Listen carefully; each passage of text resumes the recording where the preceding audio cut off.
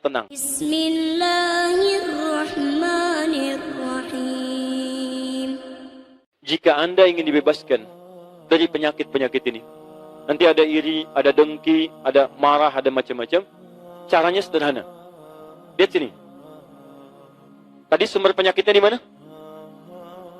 Di qalbu. Baik. Pada bagian apa?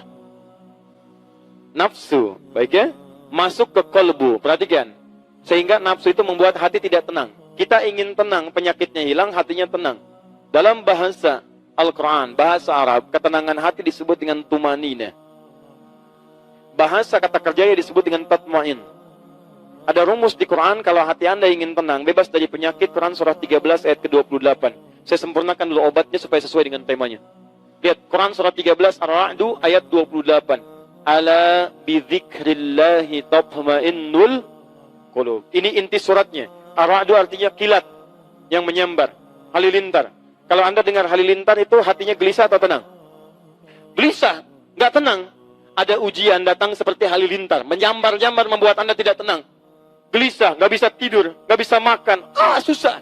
Tapi ada orang yang dia punya obatnya. Mau ujian datang seperti halilintar, hatinya tenang. Apa itu obatnya? Ala bidzikrillahi tatma'innul qulub. Yakinkan pada dirimu, kalau Anda rajin berzikir kepada Allah, maka Allah akan jaga Anda dari penyakit hati dan tenang keadaan jiwa Anda. Apa zikir itu? Banyak. Saya turunkan sebelah kiri paling pojok itu. Itu turunannya. Teman-teman sekalian, sering menyebut nama Allah, itu adalah zikir. Fadhkuruni azkurkum. Anda sebut saya kata Allah, saya sebut Anda. Zikir. Bagaimana menyebut Allah? Bisa dengan pertama, Anda rajin berdoa. Quran surah ke-7 ayat 205. Wadhkur rabbaka fi nafsika tadarruan wa khifatan wa duna jahri minal qaul. Rajin berdoa. Kalau sedang tidak tenang, ibu berdoa. Teman-teman kalau ada penyakit, berdoa. Misal, datang setan lewat sombong. Sombong datang menghinggapi suami ibu, misal. Ibu melihat, ibu berdoa kepada Allah. Ya Allah, mohon berikan petunjuk pada suami saya, ya Allah. Engkau titipkan suami saya kepada saya, bukan kepada perempuan yang lain. Saya mohon, ya Allah. Saya ingin dia jadi pendamping saya sampai akhirat. Jangan pisahkan kami di surga, ya Rabb. Saya mohon kepadamu. Ada temukan kalimat marah, misal. Misal, mohon maaf ya, Anda menemukan anak-anak pemarah. Tiba-tiba marah nggak jelas. Marah pada orang tua, marah pada orang lain. Ibu bangun setelah tahajud, berdoa.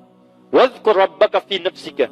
Ya tadarruan wa khifatan wa duna jahri minal qaul. Minta, ya Allah. Engkau jadikan ia, ya Allah, dalam rahimku. Aku yang kandung ia, ya Allah. Aku yang berikan ASI. Papahnya yang memberikan dengan peluh keringat, ya Allah. Segala hal untuknya. Mohon, ya Allah. Jangan pisahkan kami, ya Allah, di akhirat. Setelah tidur, anak ibu tatap wajahnya.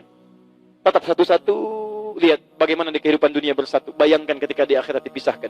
Kalau sudah melihat wajahnya. Kalau Anda ingin berdoa khusyuk untuk keluarga, sebelum berdoa, coba malam-malam bangun. Ya, satu-satu wajahnya. Tatap. Saya di rumah satu tempat. Kira-kira di surga satu tempat lagi tidak ya? Ya, bareng-bareng. Satu-satu lah. Ya Allah, suami saya, ya Allah. Anak saya. Sekarang berada bersama saya. Tapi apakah di akhirat kami bersama-sama atau tidak? Begitu selesai Anda lihat dan berdoa kepada Allah. Ya Allah, mohon hilangkan sifat-sifat buruk dalam diri kami, ya Allah. Jauhkan kami dari segala kemaksiatan. Jauhkan kami dari godaan setan. Dekatkan kami dengan ridha-Mu, ya Rabb. Kami mohon, ya Allah. Minta. Doa.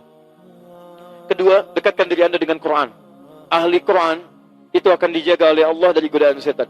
Ingat baik-baik, ahli Quran. Dan Quran ketika disebutkan di Quran disebut dengan zikir. Quran surah ke-15 ayat ke-9.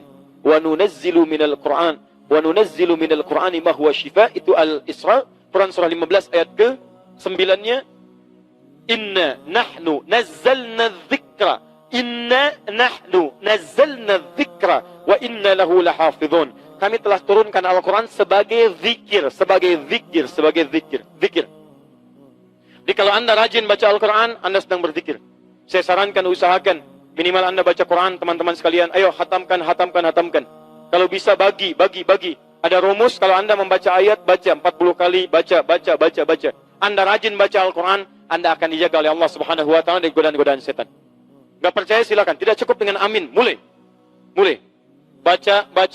Kalau bisa punya target. Ya, hari ini misalnya saya mau khatamkan surat A. Dalam 1 bulan ke depan saya juz amma khatam. Kalau kita punya target, nanti pekerjaan kita terukur. Sama dengan bapak ngantor, kan ada target. Ibu dengan mengelola nafkah dari suami kan punya target. Sekian saya keluarkan hari ini, besok sekian. Jadi kebanyakan orang malas baca Quran karena nggak pernah punya target. Saya tanya pada Anda, jujur jawab pada hati Anda. Berapa target Anda baca Al-Quran hari ini? Berapa ayat? Berapa surah? Jangan-jangan sampai siang ini nggak punya rencana baca Quran.